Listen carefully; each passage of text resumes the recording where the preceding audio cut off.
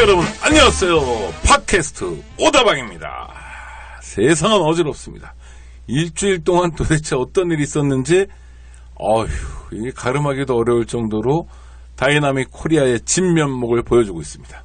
오늘은 또 최순실 씨가 검찰에 출두했습니다. 신발을 잃어버렸다고 그게 또 실시간 검색어 1위로 올라가기도 했습니다. 하여튼 어지러운 상황이지만 이 상황에 근거가 되는 일들이 있습니다. 특히 이 최순실의 아버지 최태민도 있고요. 박근혜의 아버지 박정희도 있습니다. 하여튼 그냥 나온 일들은 아닌 것 같은데 오늘 그런 일들을 따져보고요. 또 우리가 미처 챙기지 못한 굉장히 중요한 현안도 챙겨보겠습니다. 언제나처럼 정말 모시기 어려운 분 모셨습니다. 일단 인사부터 나누겠습니다. 박한용 선생님이십니다. 어서 오십시오. 네, 안녕하세요. 네.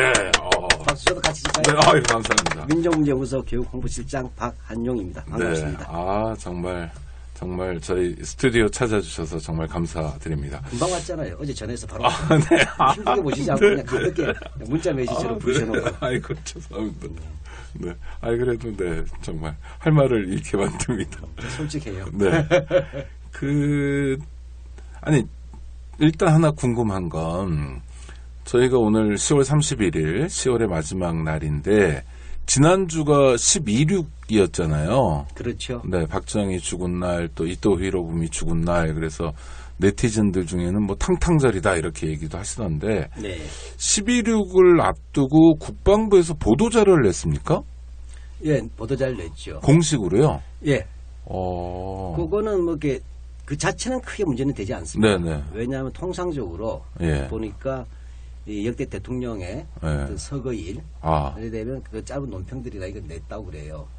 그러니까 그건 뭐 이승만 또 돌아가신 분 중에 김대중 노무현 이렇게 다 하는 거다 원래. 예. 네. 근데 다 했는지 안 했는지 제가 미처 못 봤지만 그 기자 통해서 물어봤습니다. 네. 그랬더니 통상적으로 있긴 있다. 의례적인. 예. 네. 근데 이번에 의례를 넘어간 바람에 문제죠. 그러니까 그게 광복군 얘기를 한 거죠.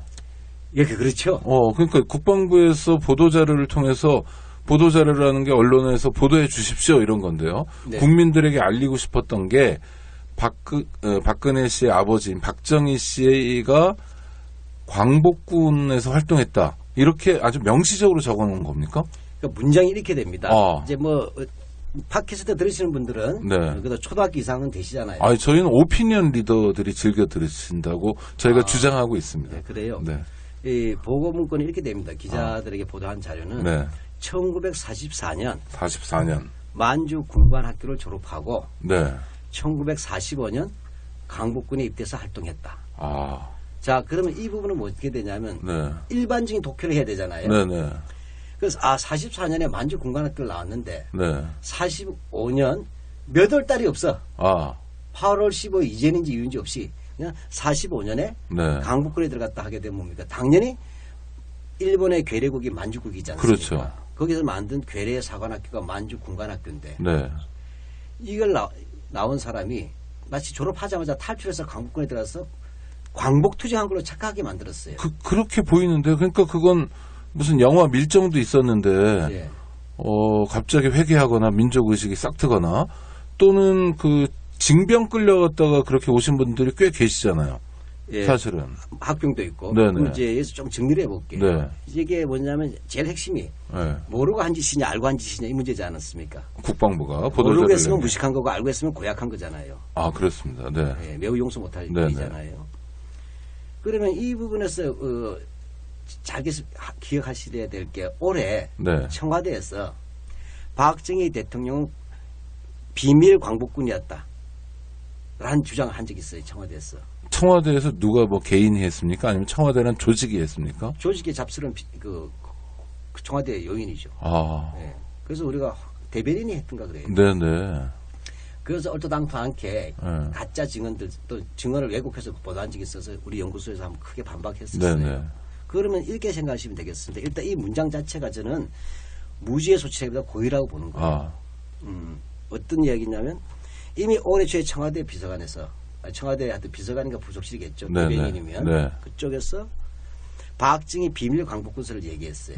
근데 이번에 10월 26일 날 국방부가 44년에 만주 군관학교를 마치고 45년에 강북군에서 활동했다. 두 개를 합치면 어떻게 됩니까? 나와서 비밀 광복을 네, 그렇죠. 하다가 나와서 아예 광복으로 내놓겠다는 얘기가 돼요. 네네네. 이 자체가 보면 한마디로 얘기하면 완전히 사기란 것이죠. 예. 잘 알다시피 2부에서 또 왜 현혹되냐면 장준하 선생같이 평생을 박정희 독재자하고 싸웠던 분이 학병으로 끌려갔다가 그렇죠. 44년 1월 20일 학병으로 끌려갑니다. 네. 그래서 120 학병 동지회라는 게 지금도 있어요. 네. 그러다가 이분이나 또 그전에 앞서서 김준엽 선생 같은 분들 네. 이런 건 아예 탈출했잖아요. 목숨 걸고. 그렇죠. 탈출 걸어서 우리가 흔히 말하는 장정을 해가지고 네네. 중경에 임시정부 가셨던 분들이 있지 않습니까? 그렇죠. 책 돌베개에도 잘 나오는. 예. 네. 이분들 같은 경우에는 바로 광복전에 일본군을 탈출했어. 목숨을 걸고 탈출해가지고 네. 광복군이 되었어. 또 OSS 훈련을 받아서 국내 침투 훈련까지 하다가 좌절되신 분들 아니에요. 그렇죠. 이분들이 진짜 광복군이에요. 네, 그래서 우리가 정말 마음으로부터 존경하는 분들이잖아요. 네. 그분들이요. 네. 근데 박정희는 그게 아니잖아요. 네.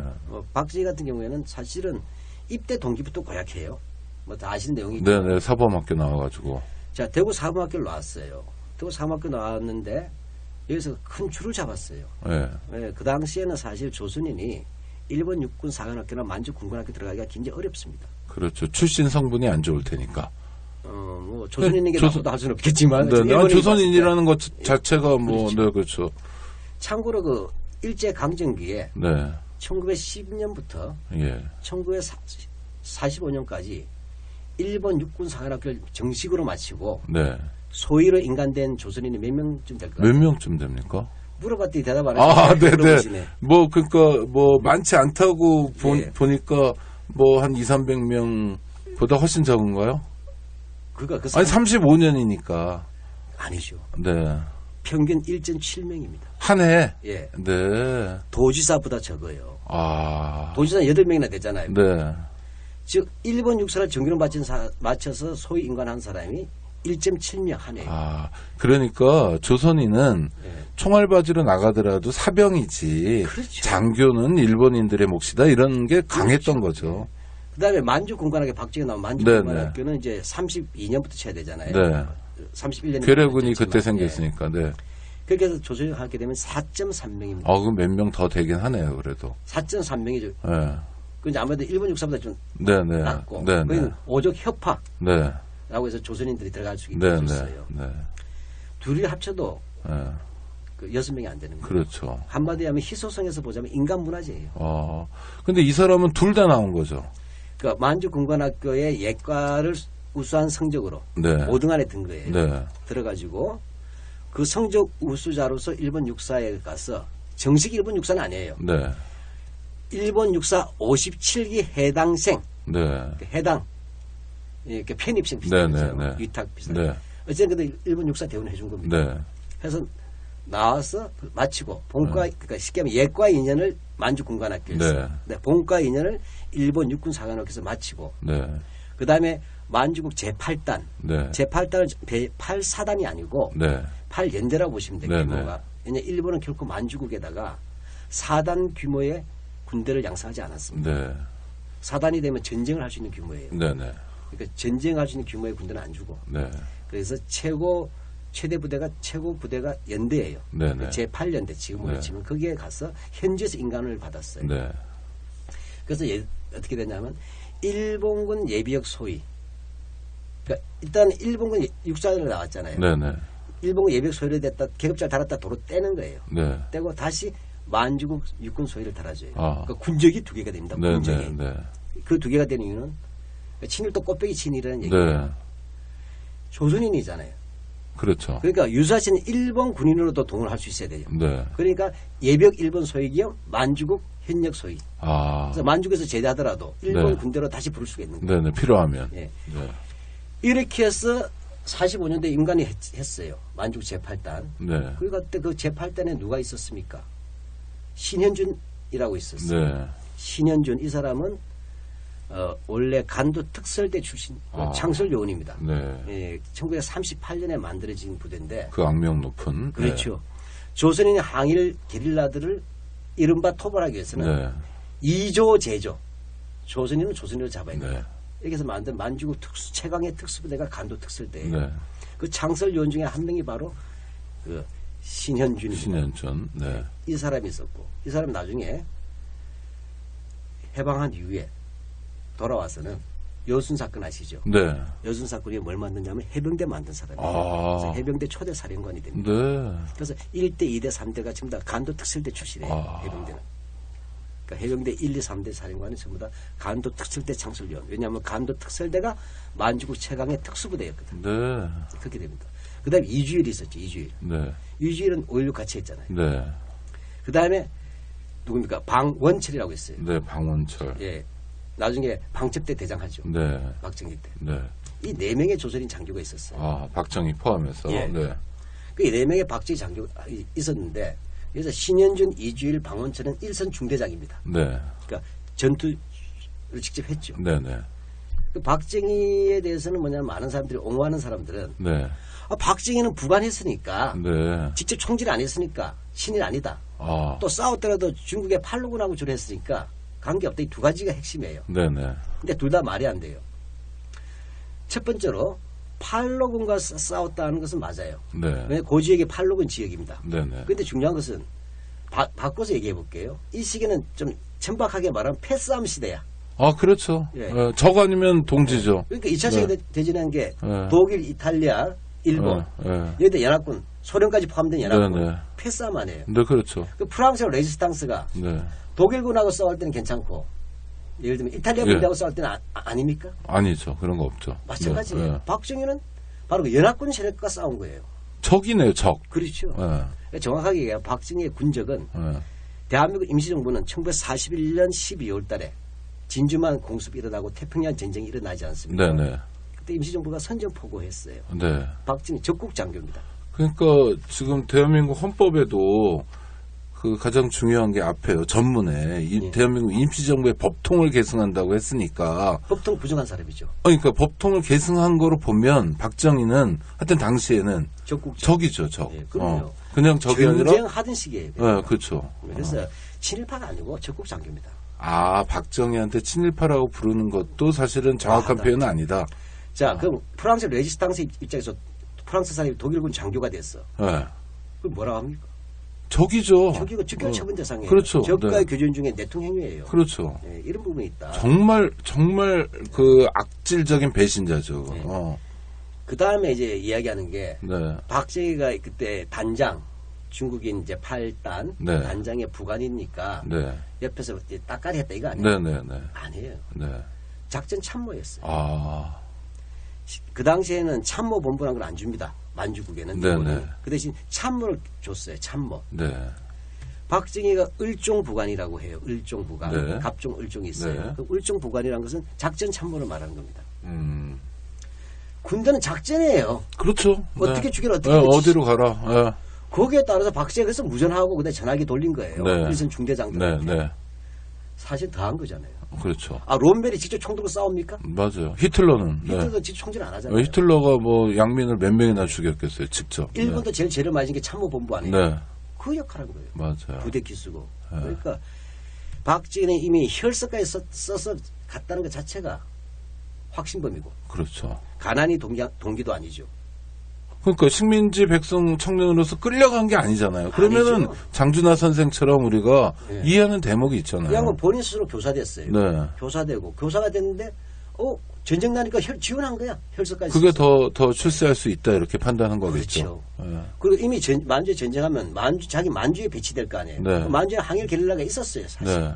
자기가 지원할 때까지 다 있었단 말이에요. 그렇죠. 40년까지. 당연히 그들과 싸워야 된다는 거 알고 있잖아요. 지국군이니까 전쟁 때는 전공을 세워서 가야 되는 건데. 그렇죠. 아니, 그 성적도 우수한 그 젊은이가 그런 상식을 몰랐을 리가 없잖아요. 그러니까 전공을 세워서 출세해야 된다고 알고 있었어요. 그러니까 그런 점에서 봤을 때 박정희는 확신범이다. 근데 헬스가에 있어서는 악랄한 거죠. 그리고 실제 그런 행위였고, 그러다가 8월 17일 날 반벽산인 데서 무장해제 당해요. 뭐냐면 이제 소련군이 내려온다 소리 있고, 이제 북경으로 진격하다가 북경으로 그 당시는 베이핑이라고 그랬어요. 지금 45년 8월 17일. 그러니까 하다가 올라가래서 다시 올라가는 거예요.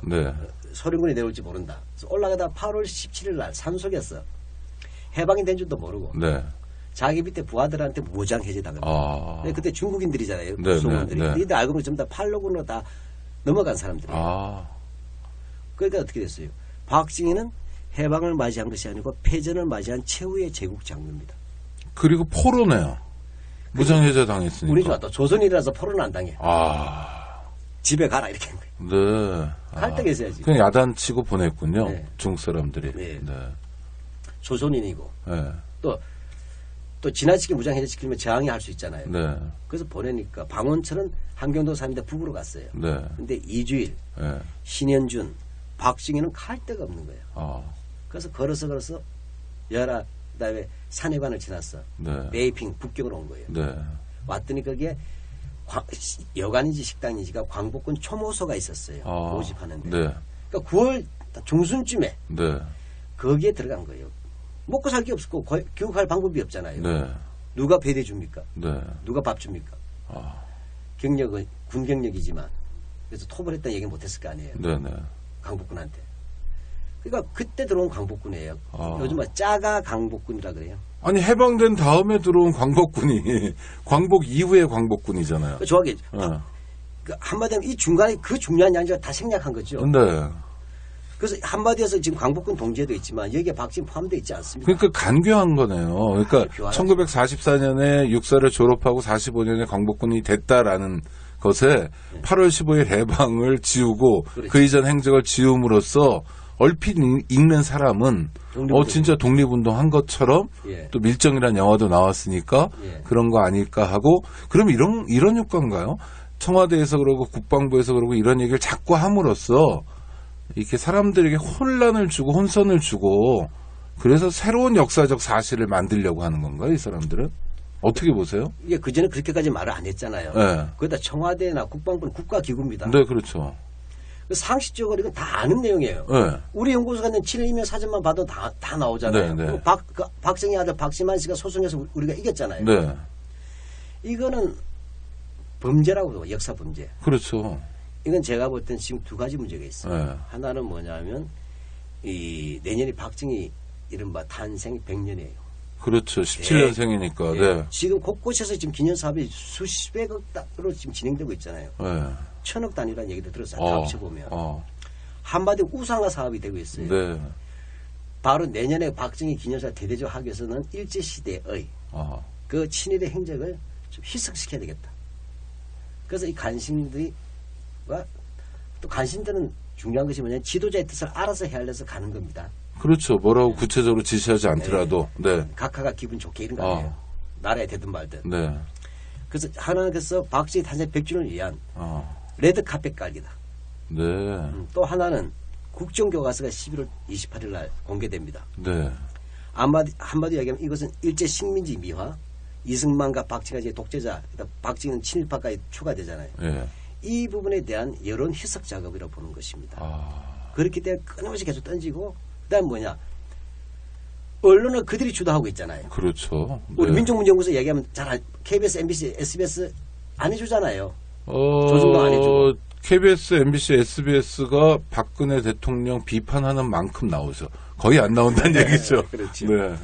이런 상황에서 저는 미필적 고의를 넘어서는 그러면 이 매역형이다. 역사를 팔아먹는 행위고. 그러니까 기획된 시도네요. 그렇죠. 아닌 말고인데 네. 간이 배 밖으로 나온 거예요. 네. 한 몇 년 하더니 최순실 보면 간이 배 밖으로 나온 거예요. 간이 우주에 있잖아요. 그렇죠. 네. 우주에 간이 둥둥 떠다니는 세상이니까 배는 게 없는 거예요. 그러니까 이따위 상식으로 다 아는 내용까지도. 그러면 지금처럼 이제 그 소위 국정농단 사태 이걸 어떻게 이름 붙이면 좋을지 모르겠는데 네. 하여튼 간이 배 밖으로 나온 이 사태가 이 사람들의 어떤 의도 이런 거 좀 수정하게 하나요? 아니면 이 사람들은 그런 거 신경 쓰지 않고 계속 가는 거? 다시 질문하면 네. 자 지금 박근혜 지지율이 뭐 10%대로 주저앉고 네. 콘크리트 지지율이라고 했는데도 그게 깨졌고요 이미. 네. 그다음에 사실상 식물 대통령이고 뭘 예. 새누리당도 내다버린 그런 대통령이 됐으니까 내년에 1917년 이후 100년을 기념하는 박정희 100주년 예. 이거는 좀 찌그러지는 겁니까? 아니면 이런 거 상관없이 이 사람들은 계속 갑니까? 이거는 우리 하기 나름이에요. 아 그렇습니까? 지금 사실은 교육부는 예. 국정교과서 그대로 간다는 거 아닙니까? 아 나라가 이권에 놔도 예. 네네네 예. 그래서 일정 차질 없이 가겠다. 네. 이렇게 가고 있고 그렇죠. 이 부분에서 균열은 이미 났어요. 네. 국정교과서 이번에 할 때 당연히 우리가 박정희나 네. 이승만이나 그다음에 할 때부터 일본 제국주의까지도 미화하는 걸 이미 알고 있었잖아요. 네, 네. 뜻밖의 하나 더 카드가 던져진 게 있었어요. 아, 네, 뭔가요? 그게 상고사 얘기가 있었어요. 네. 상고사란 말은 역사학에서 안 쓰는 용어예요. 그렇죠. 네. 이거는 뭐 환단고기도 이제 여러 가지 간력이 있어서 민주주의적인 분도 있고 네. 또 파시즘적인 분도 있어요. 그러니까 네, 네. 환단고기가 지지한 데서 다 나쁜 분은 아닙니다만 네네. 어찌됐건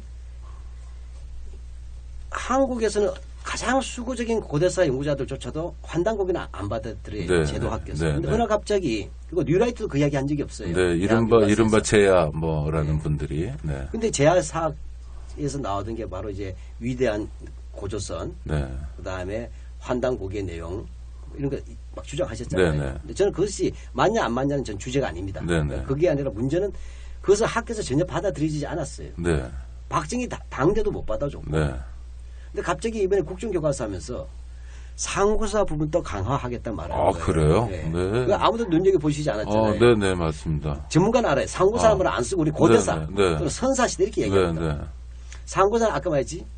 그는 아까 제야 역사학자에 네, 대한 네. 상고사예요. 네. 그럼 이 부분이 뭐냐면 온 우주와 관계가 되는 내용들이에요. 아, 네. 그럼 여기서 뭐냐면 이 박근혜 대통령의 여동생 되는 박근영 씨가 네. 이런 상고사 단체들의 연합회 회장이라는 말이 있어요. 아, 우연이 아니란 거죠. 네. 이렇게 보자면 이제 무속까지 들어온 거다. 네. 이런 상황이 이런 부분까지 밀어붙인 정도였다는 거죠. 저는 이 부분인데 균열이 생긴 거예요. 아, 왜냐하면 이 고대사에서 집필 참여하는 이 사람들도 그건 못 받는 내용인데 그러니까 요구가 된 거예요. 네. 그래도 얘들 받을지 모르겠어. 하도 워낙 권력이. 그렇죠. 뭐 권력이라는 게 천박하게 짝이 없이 작동했으니까요. 저는 네. 한국에서 이 사람들 보수가 아니고 수구잖아요. 네. 수구라고 하는 말은 보수는 과거로부터 현재까지 이어진 가치잖아요. 네, 네. 그래서 현재 완료형입니다. 네. 의 가치를 앞으로 지키자 하잖아요. 그냥 우리나라에서 보수하고 진보를 나올 때 나올 수 있는 유일한 가치는 헌법이잖아요. 네. 그럼 헌법 1조잖아요. 그렇죠. 네. 민주공화국은 보수제의 가치예요. 그렇죠. 뭐, 근데 지금 와서 그걸 혁신이라고 얘기할 수는 없죠. 19년에 나온 거야. 네, 네, 그렇죠. 100년 된 가치입니다. 네, 네. 네. 그러니까 한국에서 보수는 이 헌법 민주공화국을 지키자는 누구도 부정하지 못하는 상식이니까 이것이고 수구는 뭐냐? 옛날이 좋았지가 수구예요. 그냥 대만은 놈도 그냥 삼천 교육대 보내버리고 그냥 따르르 탱크로 밀어버리고 네. 전두환 각하 때가 좋았지, 박정희 각하 때가 좋았지, 이승만 때가 좋았지 이렇게 하는 옛날로 가자. 네. 이거예요. 이 세력들이 지금 뭐냐면 끌고 온 거예요. 55년 동안은. 헌법 1조 파괴범들이. 네. 그러니까 이들이 뭐냐면 반성하지. 이 사람은 시대착오적인 사람들이잖아요. 네. 이들 반성 없다고 봅니다. 역사 교과서 국정화 문제가 흔히 생각하는 것처럼 이제 근대사, 그러니까 일제 식민지 강점과 그 이후 대한민국의 역사만을 왜곡하는 것이 아니라 저 위에 선사시대까지도 올라가는 그러니까 상고사라고 하는. 네, 아주 정교한 프로젝트를 통해서 나오는 거고 이 상고사는 네. 우리가 흔히 말하는 뉴라이트 작품이 아니란 거예요. 네. 이건 그야말로 다수 뭐냐면 이게 당원 할아버지 신앙이라고. 네, 네. 근데 이때서 안에서 다 나쁜 건 아니지만 어찌 이게 들어올 수 없는 내용이 들어왔다는 게 전혀 역사 교과서를 고해편해야 될 내용이 아니었던 부분이 그렇죠. 들어온 거예요. 네. 우리하고 충돌한 지점이 아니었잖아요. 네, 네, 네. 이게 들어온 것 자체는 최순실 내에서 모양에는 설명이 안 되는 거예요. 그 무슨 이상한 종단, 우주의 기운. 네. 물론 이제 그건 제야 사역에서도 그 극우 세력들. 네, 네. 그러니까 진보도 있어요. 네. 수구 반동 쪽 부분에 입장을 받은 거 아닌가 걱정돼요. 따라서 이들은 개가천선 안 되고 오로지 깨어있는 의식만이 두 가지 보죠. 하나는 이 압도적 이들이 들어간 건 힘이에요. 그렇죠. 권력의 힘으로 들어온 거죠. 네. 숫자로 들어오거나 네. 무슨 뭐 고고학적 발굴을 통해서 들어온 게 아니니까. 그렇죠. 네. 학술도 아니고. 네. 그러니까 이 부분은 민주주의를 지키려는 그 참여하는 그 민중들의 힘, 이들을 두렵게 해야 되고, 네. 두 번째는 이 두렵게만 하면 안 되고, 절대로 화해해서는 안 됩니다. 네. 화해를 하면 안 되고, 반성하고 화해를 해야 되잖아요. 그렇죠. 반성하려면 앞에 뭐가 있어요? 정의에 관한 저스티스가 있어야 돼요. 네. 아니, 그럼 뭔 일이 있었는지는 알아야 되잖아요. 있고, 그렇죠. 자기들이 무엇을 잘못했다를 공식적으로 시인하고 한국 사회에 그것을 공식적으로 규정해 줘야 돼요. 네. 그냥 니들이 물러나면 우리 용서하겠다 하면 안 되고. 그렇죠. 이 행위는 앞으로도 반복된다면 요즘 좀 천박하게 얘기하면 작살난다.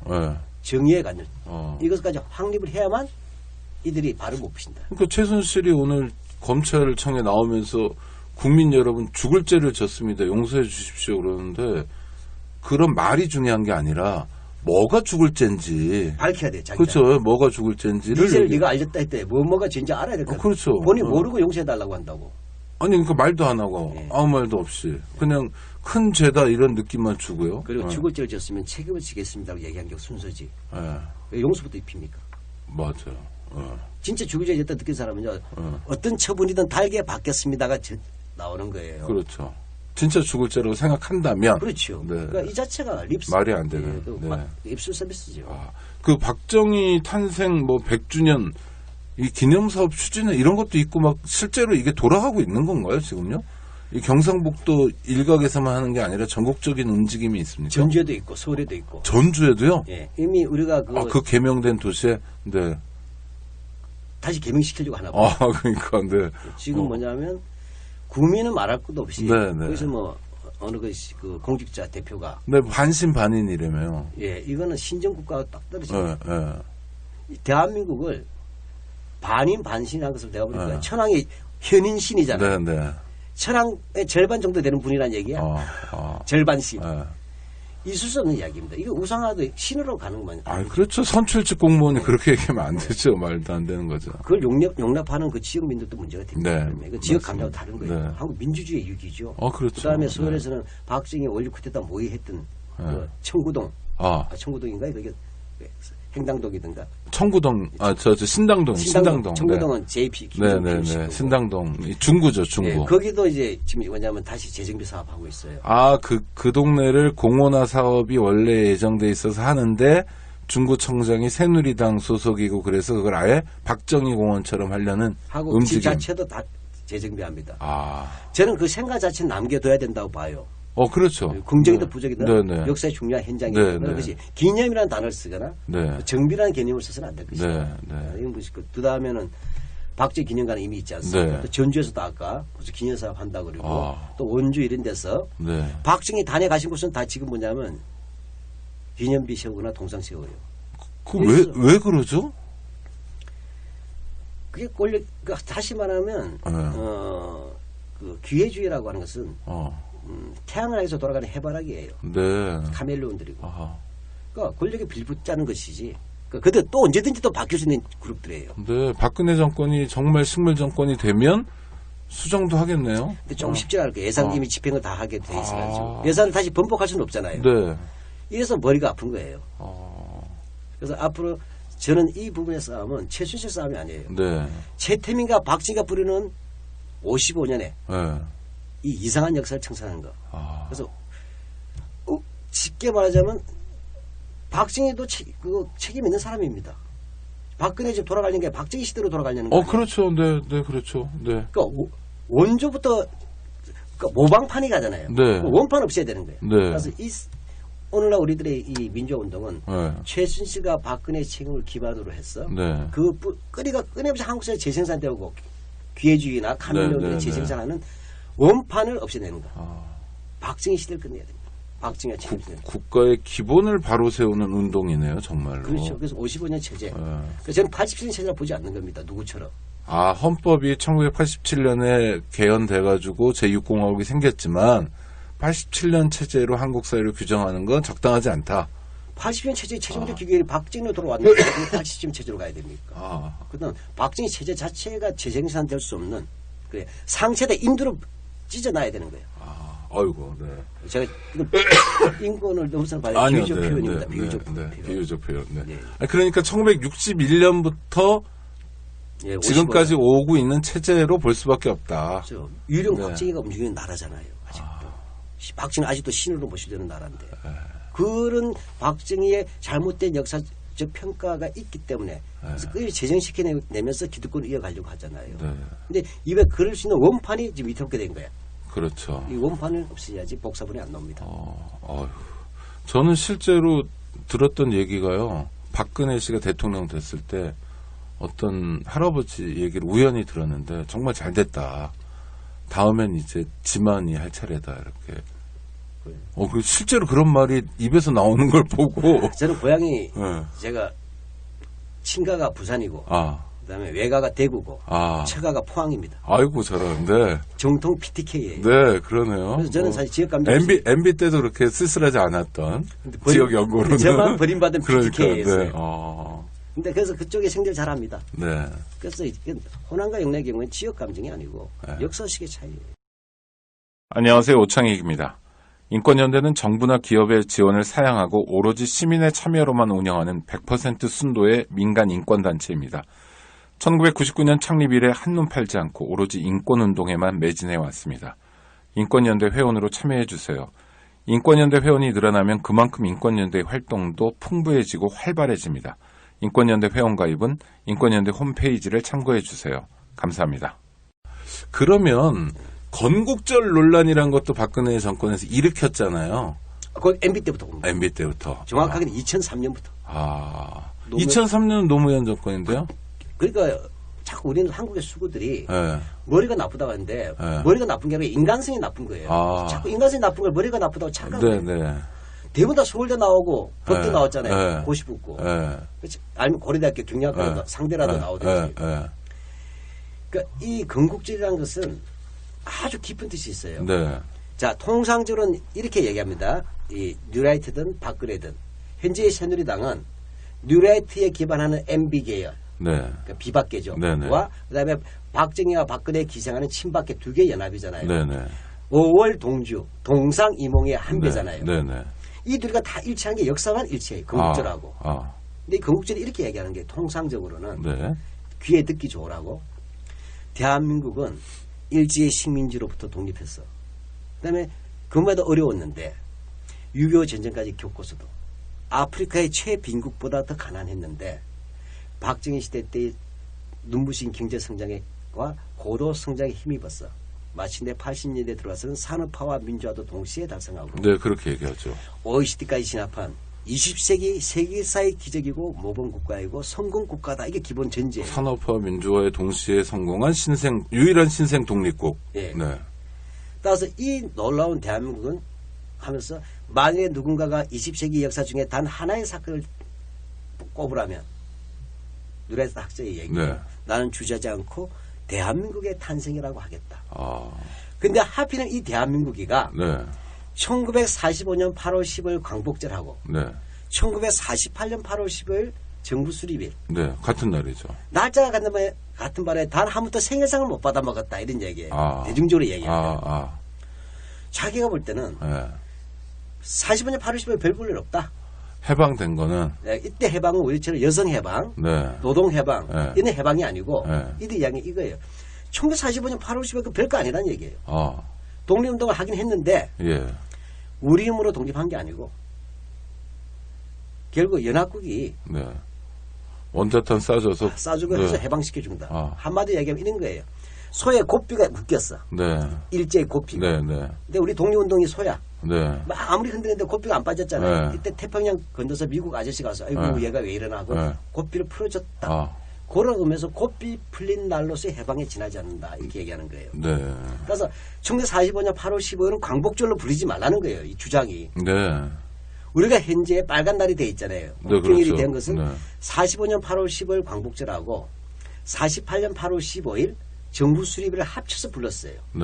근데 이게 헷갈리니까 점차 그 이후에 6.25 이후에는 45년 8월 15일을 광복절로 부르고 그다음에 대한민국 정부 수립일 이렇게 해서 나눠졌어요. 그렇죠. 그래서 항상 보면 나눠지잖아요. 근데 이영훈 같이 누레이트 학자가 이제는 1945년 8월 15일은 광복절이라는 말을 쓰지 말고 해방으로 고치라는 겁니다. 8.15 해방. 그다음에 48년 8월 15일 대한민국 정부 수립을 정부 수립일로 하지 말고 건국절로 하라는 얘기예요.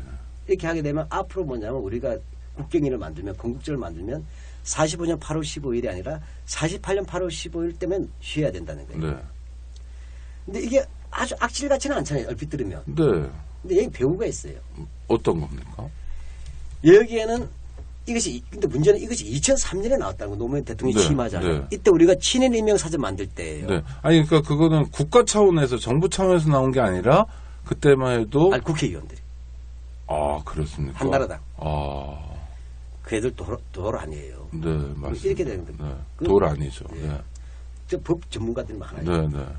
2003년도 하고 2008년도 하고 2004년에도 하고 그다음에 올해 또 하잖아요. 네. 총 4수째 지금 건국절을 내고 있는 거예요. 아. 4번이나 법안을 만든다는 것은 이상하지 않습니까? 네. 폐기가 된 법안을 계속 올리고 있어요. 네. 집요하네요. 그러니까. 이렇게 된 네. 게 이 사람들의 얘기는 정확하게 겉으로 이렇게 짜지만 네. 실제는 이렇게 되는 거예요.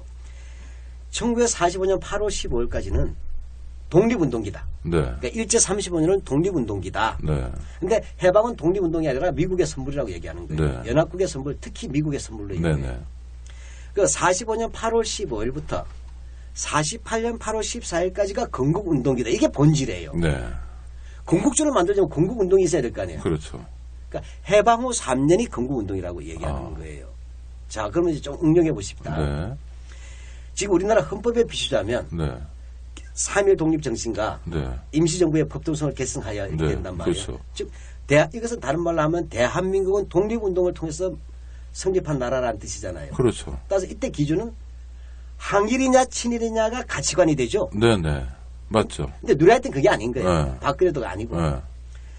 독립운동이라 대한민국은 해방 후 3년 동안의 건국운동을 통해서 만들어진 나라. 아. 이게 건국지를 오, 보여요. 박정희가 빠졌다 쑥 들어와 버리네요, 그러면. 아니죠. 박근혜 대통령은 머리가 나빠서 그것도 몰라요. 아. 근데 좀 이따 알려줄게요. 네, 네. 자기 아버지 무덤을 파고 있어요. 아. 그러면 이 3년을 해봅시다. 그럼 네. 이 3년은 흔히 말해서 왜 좌우투쟁이고 네네. 되잖아요. 네. 그래서 이들이 한마디 얘기하면 일제 때 고등기 형사를 했더라도 네. 해방 후에 반탁운동하면 되는 거야. 그렇죠. 빨갱이 때려잡으면. 즉, 그 대한민국 경찰이면 되는 거죠. 그렇죠. 네. 그러면 친일파들이 다 관직에 나갔잖아요. 네. 그 백범 김구 선생은 뭐가 돼요?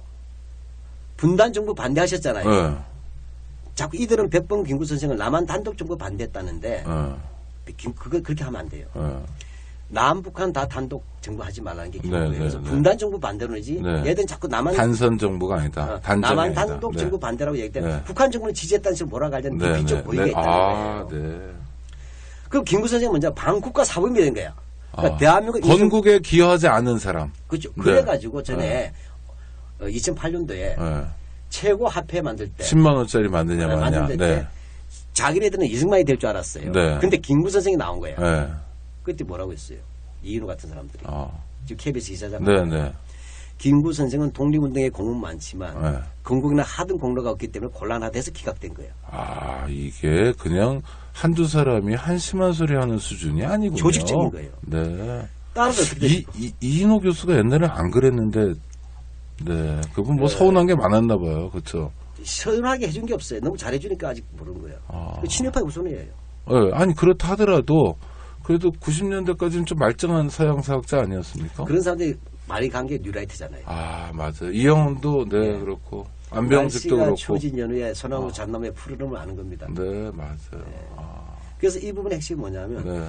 놀라운, 그러니까 이 건국절의 핵심은 친일파들에겐 복음이야. 네, 그러네요. 대한민국의 정통성을 어디냐면 독립운동에서 찾지 않냐고 해방 후에 좌우투쟁이면 반공투쟁이고 반공투쟁의 상징은 반탁운동이잖아요. 네. 아니, 그러니까, 식민지 시대든, 소위 건국 시기든, 건국 이후 시기든 간에 민중이 역동적으로 분출할 때 꼭 상대방에서 나오는 게 이제 뭐 우익깡패도 있지만 실제는 경찰이잖아요. 그렇죠. 경찰이 뭐 독립운동가 잡아가고 이런 거 아닙니까? 그 노독술. 네, 그런 놈들. 근데 공군기 노독술이 경찰이 언제 생기냐면 대한민국 지금 창경이 45년 10월 21일이에요. 그렇죠. 그러니까 그건 소위 말하는 건국도 안 한 지들이 말하는 건국 시기에 경찰이 나오는 거죠. 그러면 그 이전이 없다면 와 이건 뭐 진짜 복음이네요. 네, 그렇게 되니까 졸지에 뭐냐면 빨갱이만 때려잡으면 건국 공로자 되는 거예요. 그러니까 유지광, 그러니까 서북청년단, 깡패들 아니에요. 깡패는 아니죠. 사실 그거 행동이 깡패보다 더 무섭다고 그러잖아요.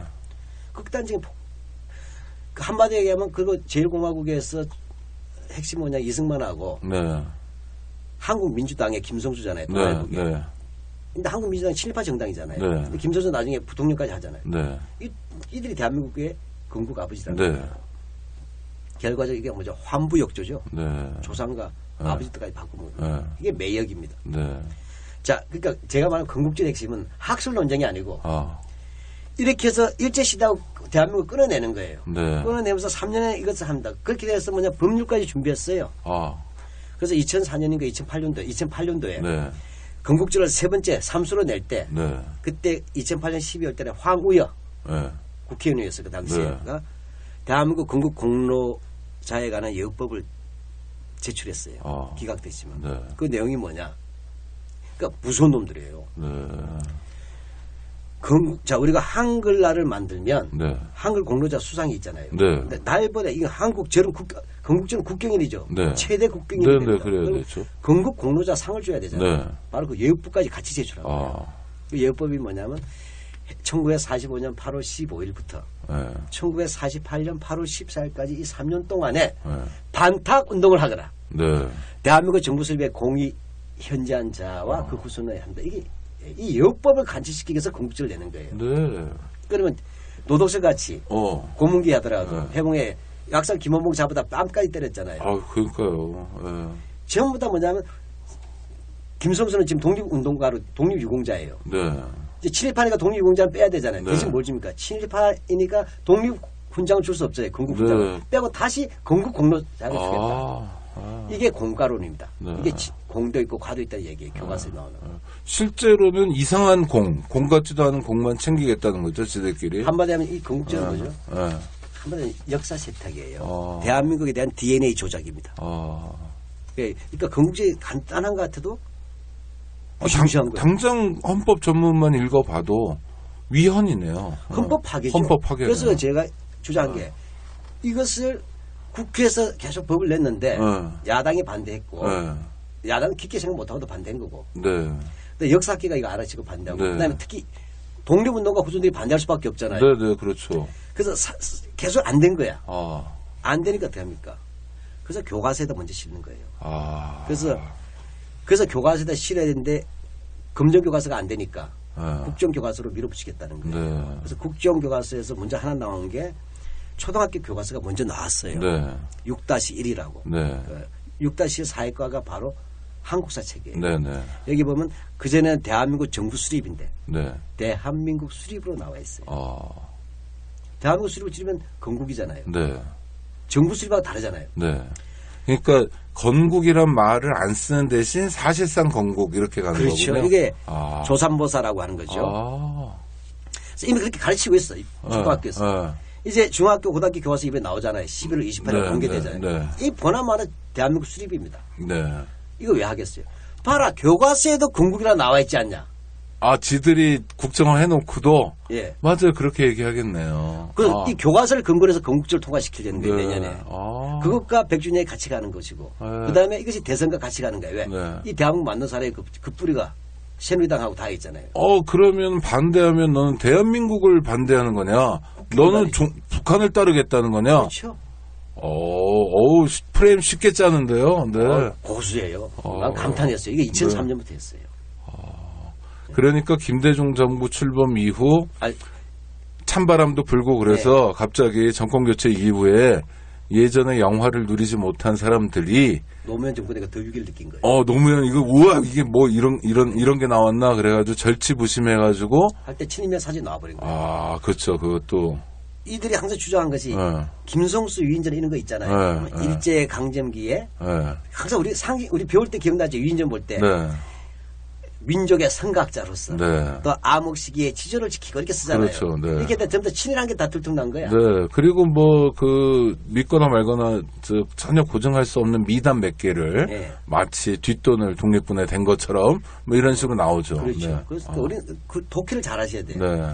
민족의 선각자다면 부자라서 일본 유학 갔다 왔구나 이렇게 알면 되는 거예요. 그렇죠. 땅덩어리가 넓었구나. 네. 부자라서 갔다 왔구나 이렇게 알면 되는 것이고 그다음에 뭐 암흑시대에 지조를 지켰다면 독립운동 안 했다는 뜻이구나. 가만히 있었다는 뜻이에요. 그런 것들을 지금 독립운동으로 했다가 안 되니까 이제 와서는 어떻게 되겠어요? 이제 와서는 건국의 아버지로 좀 둔갑시키는 거예요.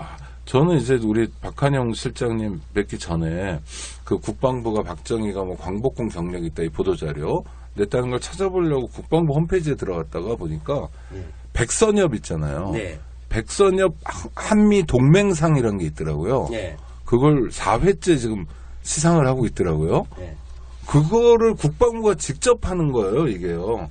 이거는 굉장히 오래됐어요. 그러니까 4회가 됐더라고요. 제가 이렇게 바보 같았나 이렇게 생각을 했는데 이건 어떤 의미입니까? 자, 이런 거예요. 네. 자, 이명박 때 네. 그 KBS가 2개의 다큐를 했어요. 8.15 특집으로. 아. 그러니까 8.15 때 못해서 싸워가지고 네. 우리가 뭐냐면 그게 이승만 건국 아버지, 건국 대통령 이승만하고 또 하나가 네.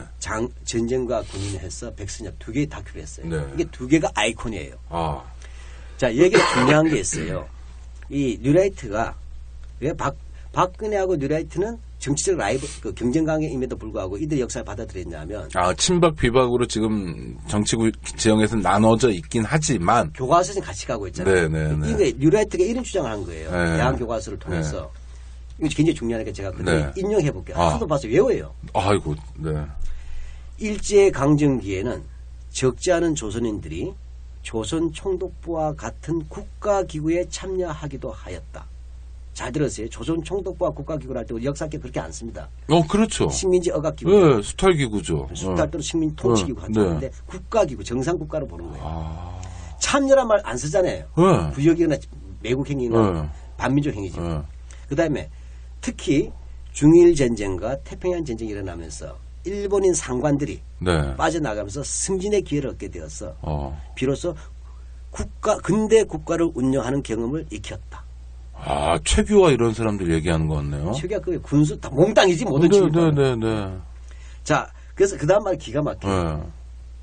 즉 우리가 흔히 말하는 친일파들이 군수하거나 판검사하거나 군 경찰하면 용수 받을 수 없는 죄라고 생각했는데 그는 근대 국가를 운영하는 경험을 익혔다 되는 거예요. 그리고 해방 이후에 이승만 대통령이 이들을 정부에 불러들임으로써 그들이 기꺼이 자신이 익혔던 재능을 국가를 위해서 봉사하고 헌신하는 거요? 대한민국은 빠르게 효율적인 근대 국가를 거듭날 수 있었다 이렇게 쓰고 있어요. 천황폐하 만세네요. 자, 이 이야기는 우리가 이른바 프레임의 전환이죠. 이건 개벽이야. 이것을 보고서 뒤집어진 거예요. 친일파 후손들이. 왜? 모든 게 적용인데 일제때 군수한 사람은 일제강점기에 군수를 함으로써 지방행정을 익히게 되고 그렇죠. 판사하게 되면 근대적인 법제도를 운영할 수 있게 되고 그 박정희 어떻게 돼요? 박정희 일찍이 일본 육사를 다님으로써 선진 군문대 그렇죠. 근대적인 그 군사 기술 익히고 그다음에 만주에서 이른바 공산개혁 반론과 싸운 것은 이때부터 반공투쟁도 하네요. 그때부터 공산군과 싸운 경험이 있었기 때문에 6.25 때 중공군이 내려왔을 때 물리칠 수 있었다. 그때 안 배웠더라면 니들은 전부 다 적과 통일돼가지고 오덕수용소에 있을 텐데. 맞아. 이 근대화 막능론이에요. 놀라운 거예요. 이거 좋으니까 면제부가 되잖아요. 아니 저는 요새는 다 국가 단위의 삶을 살잖아요. 일본에서 역사 왜곡을 한다거나 그래서 일본에서 이제 식민 지배를 뭐 진출이라고 하거나 또는 뭐 근대화에 기여했다거나 이런 소리를 할 때 이제 우리가 되게 많이 흥분하고 또 정말 불쾌하고 그 한일 외교에서 굉장히 중요한 이슈들 아닙니까 그런 게. 다 무너뜨린 거예요. 그 일본 사람이 무너뜨린 게 아니라 한반도에서 그냥 무너진 거네. 자폭이네. 제가 일본에 가도 일본 우익도 경악한 거예요. 어떻게 그런 생각까지 할 수 있느냐는 거예요. 진짜로요? 그럼요. 실제 만나보니까? 그죠. 일본 상기심에서 나왔잖아요. 일본도 반성해야 된다. 한국도 저 정도인데 왜 우리는 그 정도도 안 되니까 교과서가. 일본 그곳신문이 반성하라고 했어요. 우익은 반성하고 우리나라 교과서 반성해야 된다고. 그러네. 일본 우익은 한국 우익처럼 창조적인 기백도 없고 말이야. 그러면서 끄집어낸 게 백선엽이에요. 왜냐하면 그때 박정희 바로 얘기할 수는 없잖아요. 이승만은 넣었잖아요. 이승만을 넣었는데 이승만과 백선엽이 같이 가는 겁니다. 카드가. 이제 약간 역사 공부긴 한데. 이 백선엽은 일제 강점기에 간도 특설들을 했다 그랬어요. 그러니까요. 그러면 다 알다시피 백선엽도 그러면 38년대에 만들어진 간도 특설대는 조선의 항일 게릴라들 잡기 위해서 만든 특수 조직이잖아요. 네. 그러니까 이들은 뭐냐면 조선의 항일 게릴라가 나오면 추적해서 죽이는 부대예요. 네. 만주국 최강의 특수부대인데 100발 쏘면 100발이 다 맞아야 돼요. 그렇습니까? 네, 백성 거기에 근무하다가 나중에 정보나 이제 인대로 빠졌어요. 네. 다른 빠졌지만 이 사람이 최연소 6.25 때 최연소 참모총장인가 했죠. 네. 자, 이게 상징이 되잖아요. 6.25 때. 네. 그러니까 박정희 대신 백선엽을 띄운 거예요. 그래서 별 5개 만들어주려고 하는 거예요. 별 5개. 네. 원수. 그러면 박정희보다 더 악질 부대가 간도 특실되잖아요. 아니, 그러니까 백선엽이 지금 살아있잖아요. 이 사람이 아직도. 그러니까 가치가 높은 거예요. 그래서 이미 뭐냐면 이게 반민족 행위자임에도 불구하고 이미 이명박 때인가요? 네. 이미 그때 뭐냐면 백선엽이 당신이 죽으면 현충원에 묻어주겠다고 약속까지 했어. 서울 현충원에. 그 자리 없다는. 네. 자리 없다는 거죠. 동작동에 자리 없다는 데 아닙니까? 그래서 대통령 아니면 못 들어간다. 대전도 아니고. 네. 그러면서 일단 별 5개 원수를 하야겠다는 거예요. 와. 그다음에 뭐냐면 한국과 미국의 우정에 6.25 때 이제 그 연극대 있잖아요. 백선엽을 치고. 그래서 군부대 연극대. 그거의 연장으로 백선엽 한미 동맹상이라는 상을 만들었군요. 그렇죠. 근데 이거 하는 이유는 뭐예요? 백선엽 위해서 하는 게 아니죠. 간도 특수대 장교조차 면제부를 주고 원수로 만들었으면 박정희 저절로 면제부가 되잖아요. 그렇죠. 그 정도야 뭐. 나이야 박정희가 많지만 전투야 뭐 백선엽이 활동이야 백선엽이 위에 있으니까. 근데 이게 왜 하필 한미 동맹으로 가느냐? 이것도 이승만하고 같이 통일시켜 준 거야. 이승만의 업체에서 이런 얘기를 합니다. 누리하이트는 시간이 다 돼가는데. 네, 아닙니다. 네, 괜찮습니다. 이렇게 얘기하는 거예요. 우리가 흔히 이승만은 이제 분단 얘기 넘어가기로 하고.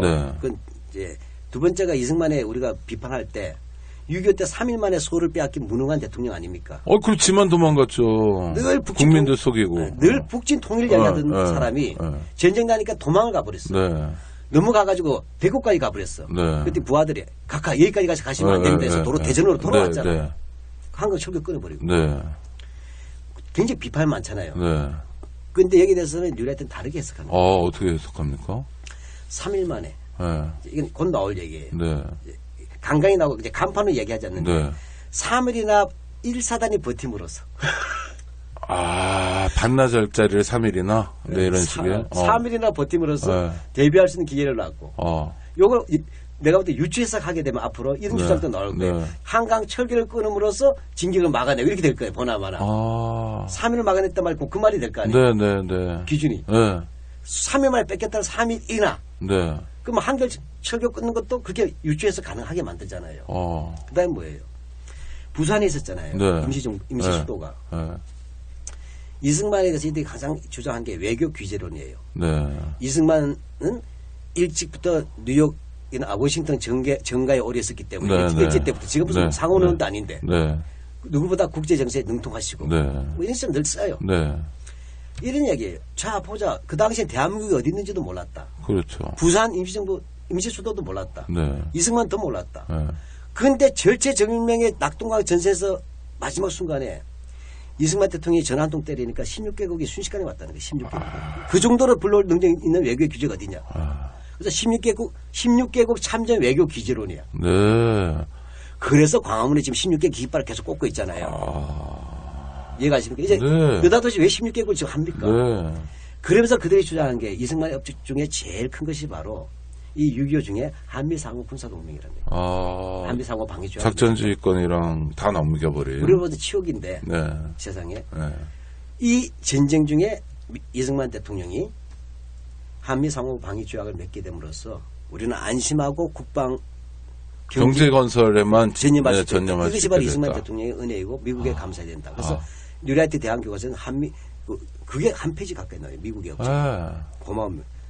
여기에 끼워넣을 수 있는 실제적으로 그러면 이 피로 맺은 혈맹의 상징이 바로 백선엽이 되는 거예요. 그래서 이승만, 백선엽, 박정희 다 연결하게. 근데 이게요, 백선엽 한미동맹상이라는 게 보니까 중앙일보에서 후원을 하는데 그건 뭐 그럴 수 있어요. 조중동이니까. 그런데 이게 주체가 국방부예요. 그러니까 이게 단순히 뉴라이트의 주장 정도에서 머무는 게 아니라 국가기관이 동원돼 가지고 실행하고 있는 단계잖아요. 뉴라이트의 가장 나쁜 점은 네. 학술에서 동의받지 못할 때 아. 권력과 결합했다는 거예요. 아. 그래서 권력과 결합해서 네. 또 하나의 개별수 역할을 했다는 것입니다. 네. 그래서 이 모든 역사 파탄이나 이 많은 부분에서는 최순실만 책임질 문제가 아니고 네. 이 대한민국 헌법일지를 근본적으로 무너뜨릴 수 있는 이 체계의 역사 구성을 만들어낸 네. 이 뉴라이트 학자들, 어용학자들. 이 뉴라이트지만 안 뉴라이트도 많아요. 네. 너나도 섞였어 이제는. 네. 헌라이트, 새 라이트가 도로 라이트들이잖아요. 아, 이게 네. 섞여 있어 지금. 네네네. 이들이 MB 때와 박근혜 때 온갖 짓을 다 하면서 네. 엉터리 교과서 참여하고. 그리고 돈도 벌었겠네요. 그런 거 하면서. 뭐 내가 뒷조사를 못 해가지고. 네. 아니 뭐 그렇지 않겠습니까? 이제 네. 정권적 차원의 저 서포트도 있었을 거고.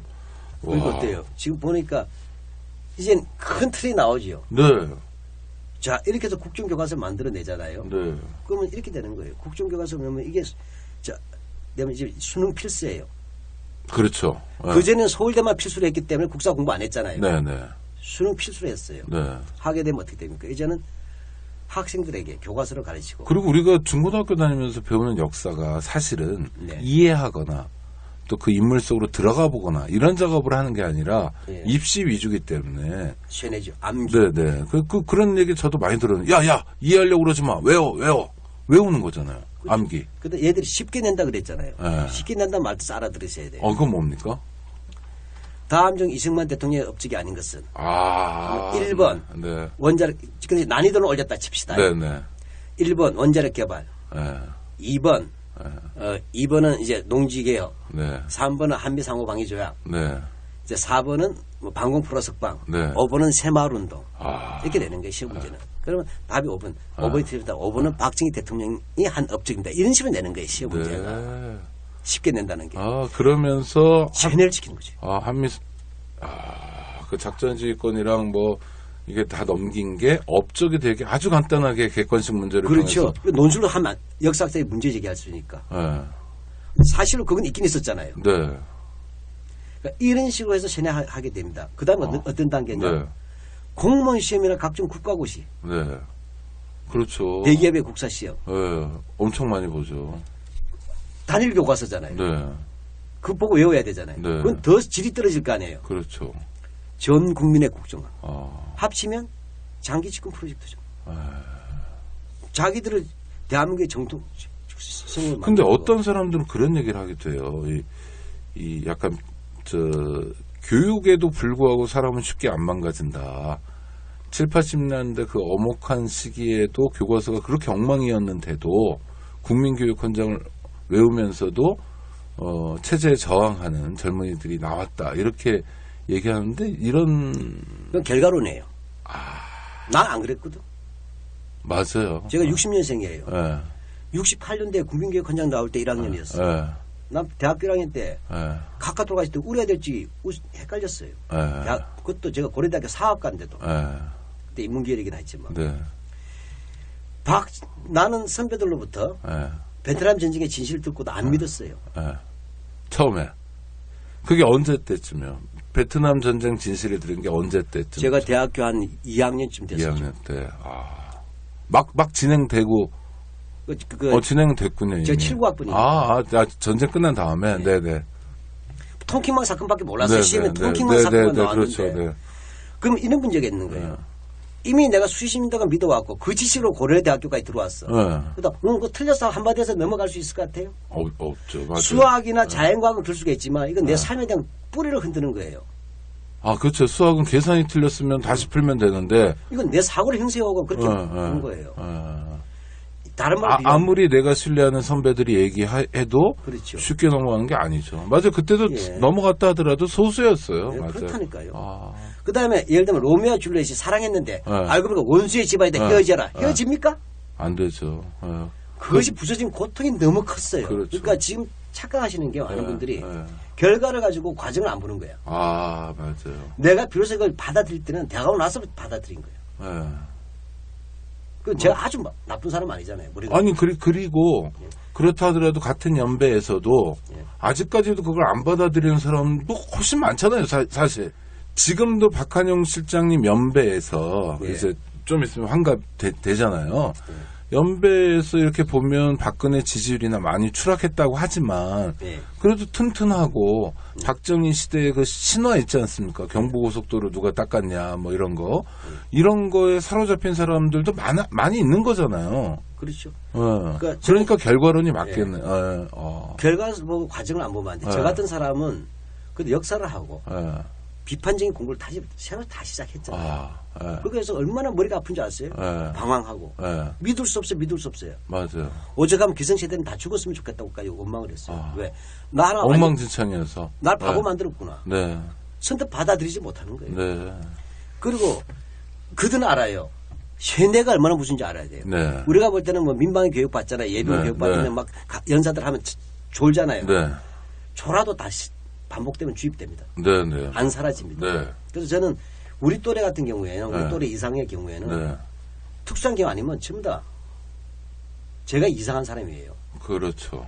여기 들으신 분이 50대 중반 이상 다 한번 보십시오. 그러니까 이야기해 보세요. 맞아요. 광장에서 얘기하면 안 되고 광화문 광장에서 얘기하지 말고 친구들하고 무슨 중고등학교 동창들 그렇죠. 만나서 박정희 이게 진짜 해가지고 지금 55년 체제다. 막 아까 말씀하신 것처럼 대한민국이 61년부터 지금까지 사실상 오는 거고. 그 사람들은 100년은 좀 채워야지 이렇게 나오는 사람들이에요.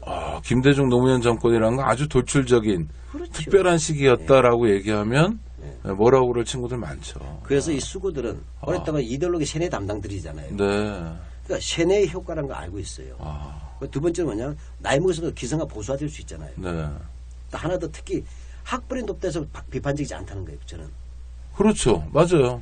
이 뉴라이트 대한교과서는 대한민국의 성공한 국가라고 얘기하잖아요. 네. 저는 우리 입장에서 성공하지 않았지만 대한민국 10% 안 되는 성공한 국가 아니에요?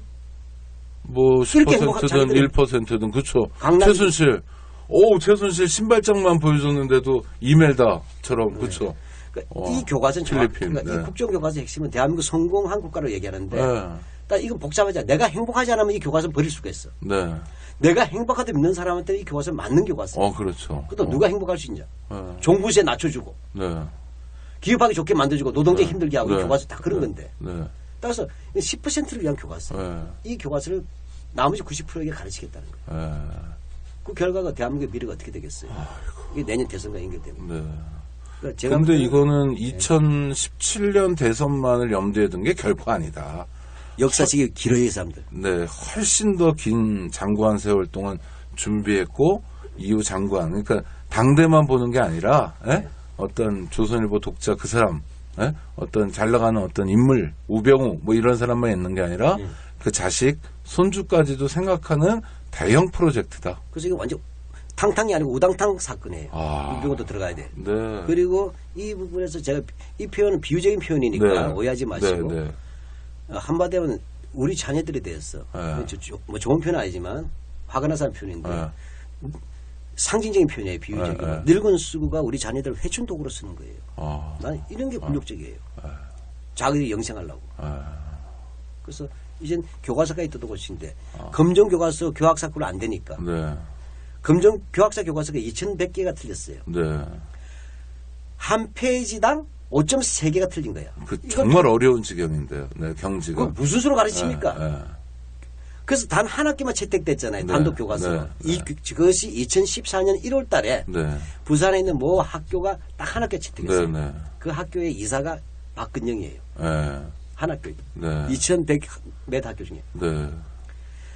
그게 중요해요. 1월 30일까지 그렇게 끝나니까 2014년 2월 14일 날 바로 대통령이 지시한 거예요. 교육부에. 교과서 발행제도 검토. 그러니까 국정하라. 즉 시장을 통해서 안 되니까. 그렇죠. 공공연으로 동원한 게 국정교과서. 이건 권력 프로젝트죠. 그러니까 따로따로 있지 않다. 건국절, 국정교과서, 박정희 미화 이게 따로 있는 게 아닙니다. 하여튼 이승만이든 백선엽이든 교과서든 뭐든 건국절이든 다 이게 정교한 기획 속에 나오는 거고. 그렇죠. 그런 얘기 옛날에 했잖아요. 잘 나가는 사람들은 술 마실 때 건배사를 이대로 뭐 이런 얘기를 했다는데 그런 식으로 이대로 이 시스템대로 1961년 체제를 끝까지 가져가 보자. 그렇죠. 그러니까 우리가 볼 때는 우리 밑에서 항상 바라봤잖아요. 뭐 위로 가본 적이 없으니까. 그렇죠. 그러면 손가락을 보면 5개로 보여요. 위에 있으면 손목이 보입니다. 이 손목에서 움직이는 것이지 손가락이 네. 움직이는 게 아니에요. 네. 여기에는 따라서 박근혜는 그중에 하나 내놓은 패예요. 얼마든지 포기할 수 있고 얼마든지 거국 내각할 수도 있고 지금 이 패를 대신 패를 가기 위해서 수습하고 있는 거 아니에요. 네. 벌써 이상하게 저주이 나오지 않습니까? 네, 네. 그러니까 그들은 뱃사공만 바꾸는 거예요. 네. 이 배는 55년 된 배예요. 네. 이 배가 문제인 거예요. 이게 그러니까 세월호가 아니라 대한민국이 세월호 전체가 됐다. 대한민국이 세월호가 되고 있는 판이다. 이미 되어버린 것 같아요. 네. 그렇죠. 요즘 나오는 거 보면 뭐 최순실에서 멈추는 게 아니라 그 언니 최순덕이도 나오고 뭐 조카들도 나오고 이게 점입가경인데 어느새 막을 거예요. 그러니까 그렇지 아니 그러니까 무슨 얘기냐면 한쪽 측면만 봐도 그런데 다른 측면으로 또 들어가 보면 대한민국 얼마나 그렇죠. 썩었고 또 어디 침몰하고 있는 영역이 있을 거 아니에요. 구멍이 너무 쏭쏭쏭 많이 났다고 그러니까. 그래서 이 부분은 배를 바꾸지 않으면 안 되겠다. 그 대한민국 건국이 언제 됐습니까? 그럼 1919년? 예. 적어도 대한민국 국민이고 대한민국 자체의 정통성이나 정체성을 네. 이제 한다는 전제에서 얘기합니다. 네. 왜냐 어떤 분은 분단 국가를 볼 때는 네. 남이든 북이든 다 불완전하다 볼 수 네, 있는 네, 부분이 네, 있잖아요. 네, 네. 그러니까 그래서 우리가 보는 건 역사는 다양할 수 있다. 네, 네. 그러나 이제 대한민국만을 바라보는 시각에서 얘기한다 네. 하는 전제가 있어요. 네, 네. 그때는 엄밀하고 건국절이라는 용어 자체는 네. 필요가 없다고 봅니다. 네. 왜냐 건국절이라는 것은 통상적으로 없어요. 다른 나라에도. 네. 있다면 그것은 하나밖에 없어요. 네. 그때는 그 나라의 다 유일한 네. 하나의 정체성으로서 네. 또는 역사적 유구함으로써 그렇죠. 그러면 사실 우리는 개천절이 돼요. 네. 사실 개천절이 10월 3일. 예. 네. 일본도 기원절이 있듯이 네. 굳이 있다 우리가 개천절이 거기에 해당한다는 거죠. 네. 아니 나라 바꿀 때마다 건국절 만들 수가 없잖아요. 네. 그렇잖아요. 조선도 네, 네. 건국절이 있어야 네. 되고.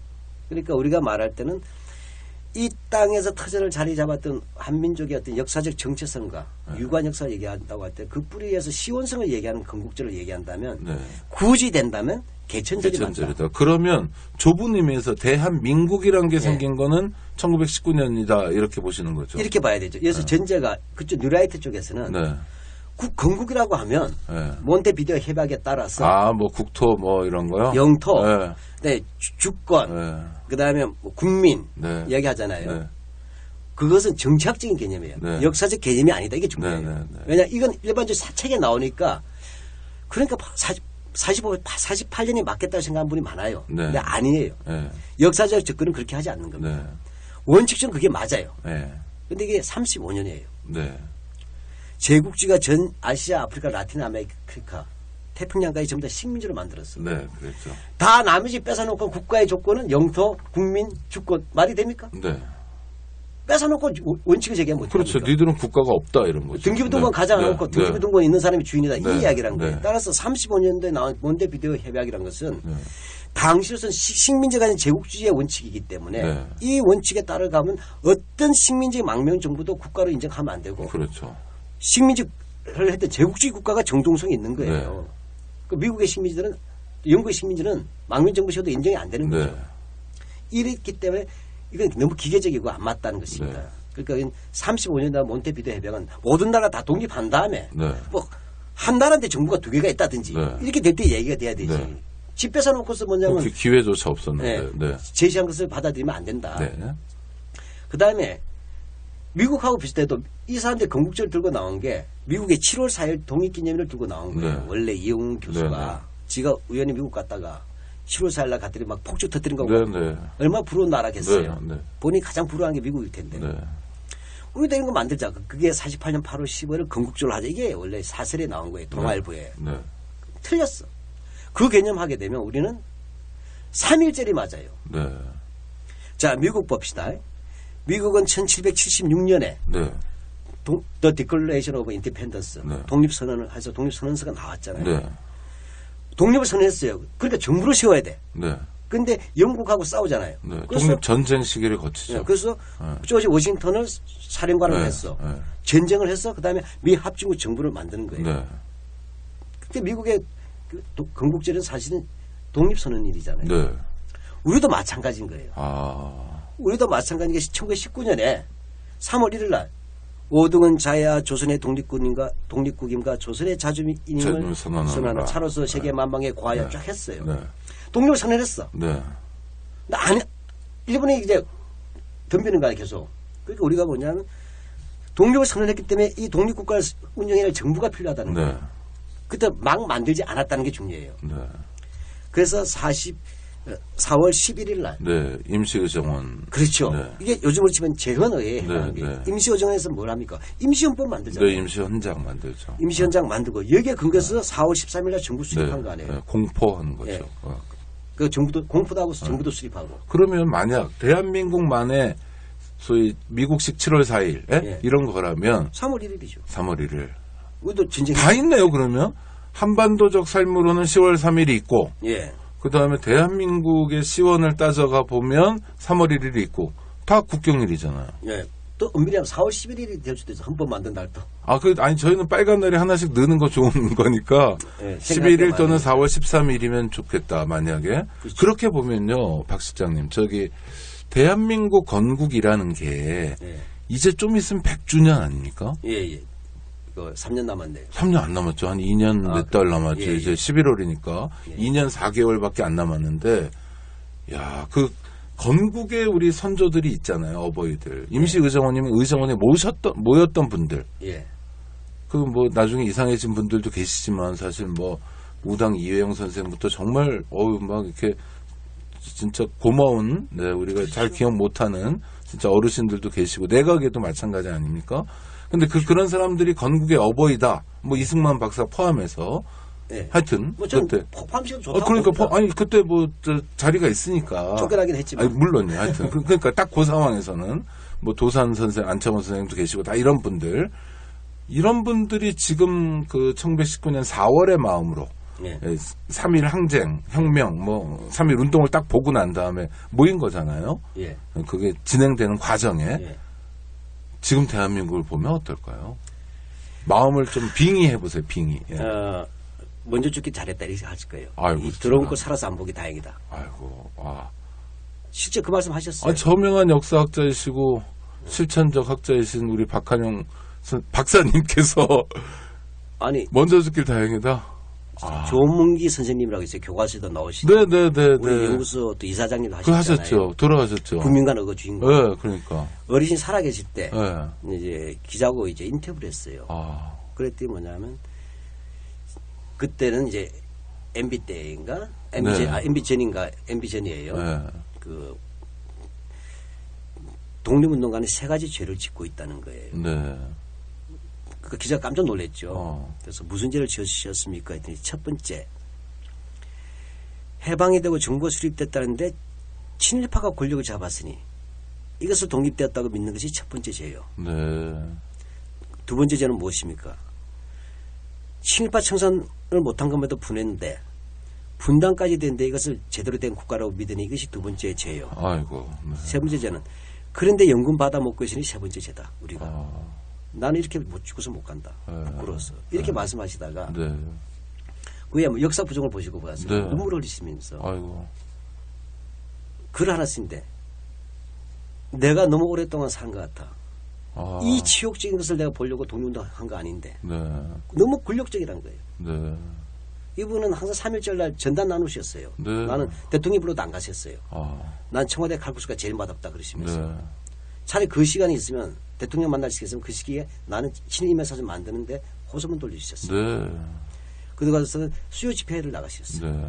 수요 집회 나가서 할머니들에게 손잡고 우시면서 아이고. 우리가 똑바로 독립운동 했더라면 이런 피해는 안 생겼을 텐데 너무 죄송하다고. 아이고. 네. 눈 뜨고 돌아가셨어요 나중에. 아이고. 그런 간신제. 그러니까 저는 이런 분들이 더 사셔서 이거 봤으면. 아이고. 내 청취자 여러분 제가 드릴 말씀이 없고 그냥 싫어합니다. 제 입에서 나오는 얘기가 다 어이구밖에 없는데. 한마디에 하면 임시는 얘들 주장대로 임시는 독립운동가가 있는데 태어나기는 친일파가 태어나버렸어 우리나라는. 친일파 아니라 아까 박정희는 적이잖아요. 적군이 적이죠. 태어난 거죠. 완전히. 그래서 너무 치욕스럽다 그랬어요. 그래서 글을 하나 쓰면서 만일에 이 대한민국에 한 개만 더 있다면 이 지금의 대한민국은 쓰레기통에다 버리고 싶다 그랬어요. 야, 조국이 하나밖에 없는 게 참. 예. 그래서 이분이 해본 제목이 슬픈 조국이에요. 그런데 그 슬픈 조국이 지금까지 면면이 이어져 오고 지금 균열을 보이는 게 아니라 앞으로 또 얼마를 더 갈지 모를 아주 네. 비상한 상황에 와 있네요. 그러니까 2016년 10월 말 11월 초를 사는 우리들에게 네. 단지 지금 최순실 사태 국정농단만이 아니라 그 넘어 뭐 그렇죠. 최태민도 있고 박정희도 있고 또 그거를 포괄하는 이 수구 세력, 반민족 세력, 기득권 세력 이게 장구한 프로젝트 속에 우리가 놓여져 있다. 은밀하게 얘기하면 네. 최태민 때 일제시대 때 네, 그렇죠. 저도 경찰이에요. 네, 그렇죠. 맞아요. 그 개족보들이 있는 거예요. 아, 진짜 개족보죠. 저는 개족보는 게 나쁜 뜻 아니에요. 네. 이게 봤을 때 한국 사회는 친일파로 모든 걸 해명하면 안 되지만 네. 친일 청산을 함으로써 역사 정의를 세웠더라면 네. 반복되질 않았을 거예요. 최소한. 그렇죠. 예, 감개의 역사랑도 난 중요하다고 봅니다. 예, 교훈의 역사도 필요할 때가 있지 네. 않습니까? 우리나라는. 그럼요. 정의의 관념도 있어야 되고 네. 이거 다 무너진 채로 이들 계속 여기까지 온 거예요. 박정희도 뭐 하던 사람입니까? 그렇죠. 네. 만주군 출신의 네. 그 적국 장군이에요. 네.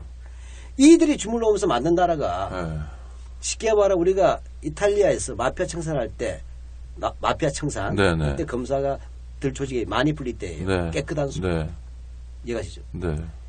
우리는 오물 묻은 손들이 대한민국을 주무른 거예요. 네. 이 반죽을 아무리 빚어봤자 들어올 수밖에 없는 거예요. 그들의 네. 손은 네. 이 손이 바뀌지 않고. 손을 한 번이라도 씻어줘야 되는데 그러다가 똥까지 붙이고 숯까지 붙이고 네. 더 들어오신 거야. 막 무당선도 들어오고 네. 그러니까 이거를 사실 민간에서 했던 친일 인명사전 발간 정도의 물론 어마어마한 작업이었습니다만 작업 말고는 국가적으로 진행한 적도 없었고 그 상황에 놓여져 있는 일종의 우리의 뭐랄까 숙명인데 돌파해야죠. 그 돌파하기 위한 여러 가지 노력이 있는데 숙명은 아니에요. 숙명은 아닙니까? 역사는 그 숙명을 알기 위해서 한 게 아니고 운명을 개척하기 위해서. 맞습니다. 아니 그래서 그 운명을 우리에게 주어진 운명이 정말 슬픈 조국 같은 운명이지만 그렇죠. 그걸 또 우리 민족문제연구소는 이렇게 돌파하고 계시잖아요. 예? 왜 우리 연구소가 뭐든 아니 그러니까 근데 여럿이서 같이 이렇게 하는데 뭐 그런 움직임과 관련해서 요새 뭐 역사관을 준비하신다는 네. 건 뭔지 좀 우리 청취자들에게도 안내를 한번. 예. 한마디로 지금 망조가 든 건 사실이에요. 망조 들었죠. 네. 망조 들어도 아주 깊게 들었지 않습니까? 네. 근데 네. 저는 이렇게 봅니다. 이들이 국정교과서 어찌되건 쟤들은 국정교과서나 쌓아두든 네. 이 MB 박근혜 이어지는 네. 이 정권이 해놨던 것은 최순실의 문제라 그 등불 하나고 배 전체가 흔들어져 있는 엔진이 잘못된 거 아니에요. 그리고 내 배가 구멍이 나가지고 침몰하는 상황. 이런 부분을 우리 어떻게 진짜 주인은 우리잖아요. 네. 우리 주인이 수리해서 가야 됩니다. 그렇죠. 수리하는데 저는 이런 게 역사 문제만 하자면 지금 국정교과서를 배우고 근데 박정희 기념관에 가서 성지순례하고 그 다니는 사람들이 있나 보죠. 그럼요. 이게 앞으로 가속화될 겁니다. 내년에 100년이 되니까. 네. 그때 우리가 교과서도 막아야 되지만 네. 박정희 기념관도 가는데 계속 박정희 기념관 앞에 누워 있을 수가 없잖아요, 우리가. 그렇죠. 그럼 우리도 그들이 만든 허구의 역사가 아니라 우리도 진실의 역사를 만들어야 돼요. 저는 이렇게 봅니다. 그래서 맞습니다. 네. 식민지 역사박물관을 저희들이 준비를 했어요. 내년 8월에 개관합니다. 어디다가요? 그건 대비죠. 대비. 당연히 그렇지 않겠습니까? 네. 모르겠습니다. 그게 아니라 누가 계약을 허락하겠습니까? 네. 그렇게 인권운동 앞장서시면서도 근데 제가 세상 물정을 몰라서요. 대비 맞네요. 그걸 어떻게 공개할 수 있겠어요? 네. 그건 하면 바로 들어옵니다. 네, 그렇죠. 압박이. 박정희 혈서까지 전시할 텐데. 네. 보겠어요, 눈 뜨고. 그 다음에 조중동에 사주들의 친일 행적이 다 전시가 될 텐데. 네, 맞아요. 그거를 우리가 어디 이사 갑니다 말할 수 있겠습니까? 네. 그러니까 식민지 역사 박물관이 만들어지는 거네요. 그렇죠. 저는 이 부분이 핵심이라는 게 독립운동에 대해서 많지만 식민지 역사 박물관 없어요. 네. 그런데 우리는 왜 독립운동 했냐는 우리가 행복했으면 독립운동 할 이유가 없잖아요. 그렇죠. 일제 식민지 지배라는 게 어떤 건지. 왜냐하면 뉴라이트는 일제 식민지 시대가 근대화 시기라고 하잖아요. 네. 그러면 그 당대 자료를 솔직히 보호자는 거예요. 네. 일제 식민지 시기의 식민지 통치의 실상과 민중생활상 자료가 저희들 다 준비해놨습니다. 네. 그 다음에는 친일파들 무슨 짓 했는지 네. 자료 다 있어요. 네. 심지어 박정희 혈서 네. 보도기사까지 다 있습니다. 네. 직접 봐야죠. 그 다음에 해방위에는 이런 친일 역사 청산을 통해서 어떻게 새로운 사회를 우리가 만들려는 역사들. 네. 그다음에 여기에 대항하는 또 외국의 역사들을 같이 놓음으로써 저는 젊은 세대들이 와서 박정희 기념관도 보라는 겁니다. 네. 여기도 보고 판단하시라는 거예요. 맞아요. 둘 다 봐라. 맞아요. 강요해서는 안 됩니다. 네.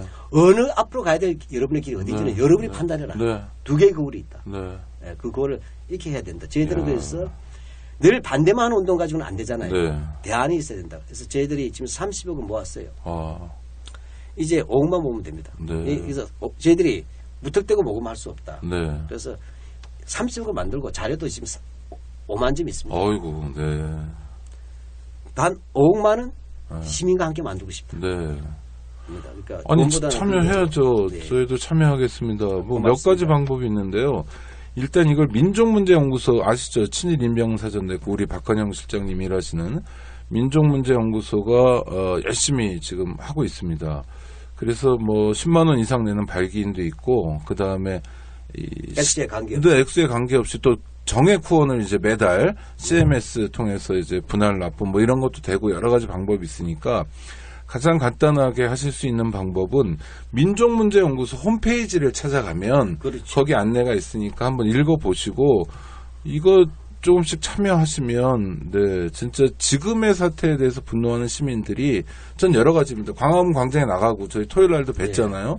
이것도 하고 그다음에 또 이런 장기적인 프로젝트에 대한 우리의 답도 좀 찾아내고 그러니까 역사운동의 베이스 캠프를 만들자는 그렇죠. 그러니까 박정희 기념관 건립에 화만 내지 말고 그렇죠. 우리식의 박정희 기념관 이거 좀 기분 나쁜 표현입니다만은 민족문제연구소에서 고민하는 식민지 역사박물관 건립도 우리가 한번 해보자. 그래서 놀라운 자료들이 기다리고 있습니다. 네, 그러니까 우리 조문기 선생님 말씀하셨던 정말 이 슬픈 조국이 아닌 희망을 열어가는 조국이 됐으면 좋겠고요.